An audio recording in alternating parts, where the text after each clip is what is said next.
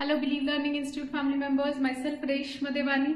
हम लोग क्या कर रहे हैं, हम लोग सीबीएसई एंड स्टेट बोर्ड्स में बिजनेस स्टडीज एंड ओसीएम के बेसिक कंसेप्ट्स पढ़ रहे हैं। करंटली हमारा टॉपिक चल रहा है फॉर्म्स ऑफ बिजनेस ऑर्गेनाइजेशन, जिसमें हमने पांचों forms of business organisation successfully complete कर दिया। अब जो लास्ट टॉपिक है that is joint stock company, वो थोड़ा एलैबोरेटेड टॉपिक है। मतलब कंपनी में types of company, formation, promotion, article of association, memorandum of association, तो ये सब चीजों के मैं शॉर्ट वीडियोस अब अलग अलग डाल रही हूँ। ठीक है, तो चलिए अब समझते हैं कंपैरिजन में what is one person company, private company and public company. Easy सा टॉपिक है। ठीक है मैम, आप तो सब चीज इजी बोलते हैं। इजी सब होता है, माइंड का सोच होता है। मतलब हम कोई टॉपिक को ऐसे लेना, अरे बाप रे इतना हार्ड है, तो वो लगेगा ही हार्ड। अगर हम स्टार्ट ही ऐसा करें ना कि इजी क्या है पढ़ाई, एक सिंपल कंसेप्ट है जिसको आपको समझना है। एक बार में नहीं समझे 2 बार सुनिए, 2 बार वीडियो है आपके पास 4 बार सुनिए।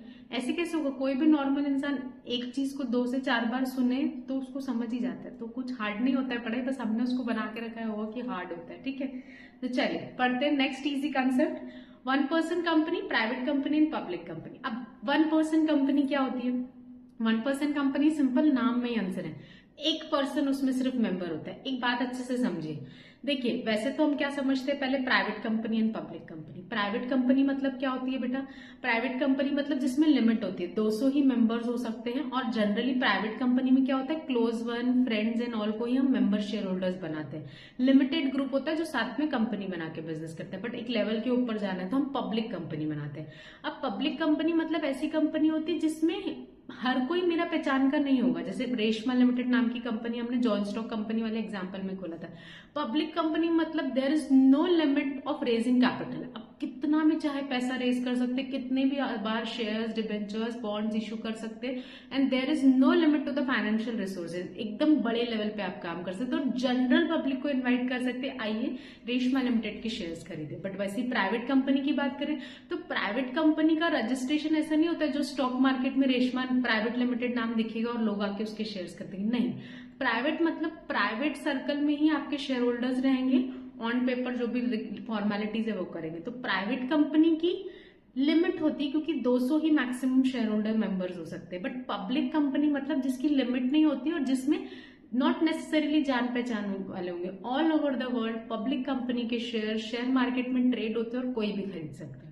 अब इन दोनों के बाद आता है वन पर्सन कंपनी। अब किसी को ऐसा लगता है कि मुझे कंपनी बना के बिजनेस करना है, बट प्राइवेट कंपनी में क्या है, 200 की लिमिट है, मुझे 200 लोगों को भी इनवाइट करना पड़ेगा, या मुझे और कोई मेंबर नहीं चाहिए, और मुझे बिजनेस लीगल आइडेंटिटी वाला चाहिए।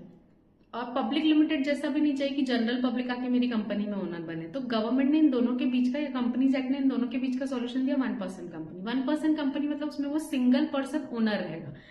अब ये सोल ट्रेडर से कैसे अलग है? सोल ट्रेडर को लिमिट है कि वो बिजनेस कैसे रेस कर सकता है, उसकी लायबिलिटी अनलिमिटेड, उसके बाद उसका अनस्टेबिलिटी है क्योंकि वो रजिस्टर्ड नहीं है, लीगल फॉर्मेलिटीज नहीं है। तो सोल ट्रेडर को पैसा है बट उसको लीगल आइडेंटिटी चाहिए, तो वो वन पर्सन कंपनी खोलता है।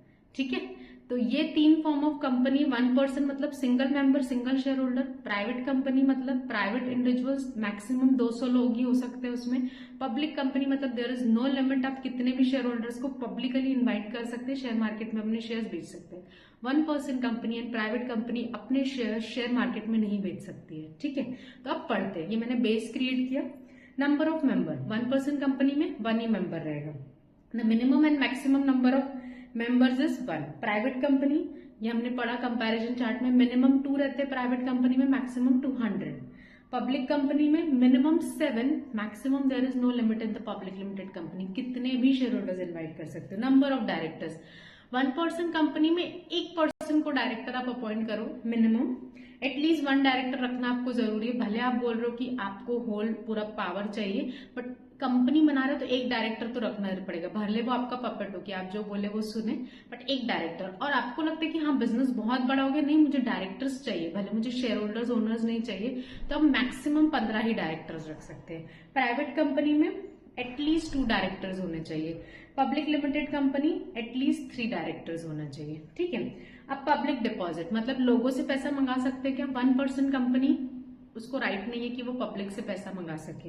It can not invite deposit from public. Private company ये भी पब्लिक से पैसा नहीं मंगा सकती। पब्लिक कंपनी नाम में ही आंसर है, उसका बिजनेस ही पब्लिक की वजह से चलेगा, पब्लिक से डिपॉजिट इन्वाइट कर सकती है।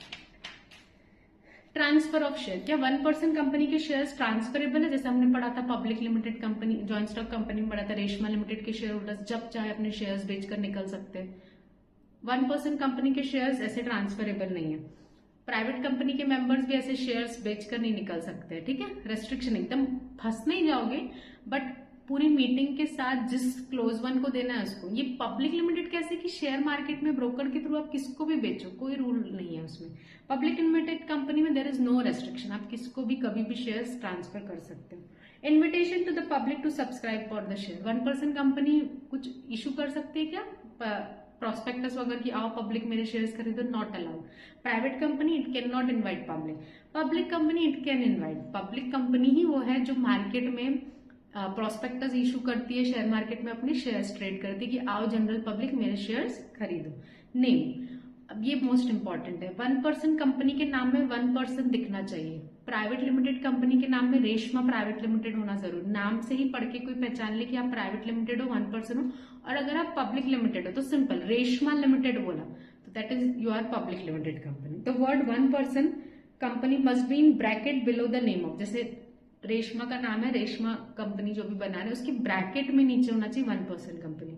प्राइवेट कंपनी में तो रेशमा प्राइवेट लिमिटेड, अब जितने भी बोर्ड्स, अभी मैं ऐसे करती थी जब स्टूडेंट लाइफ में मैं कोई चीज पढ़ती थी ना, फिर रास्ते में बोर्ड्स देखती थी, मुझे बहुत शौक था रास्ते में चीजें पढ़ना।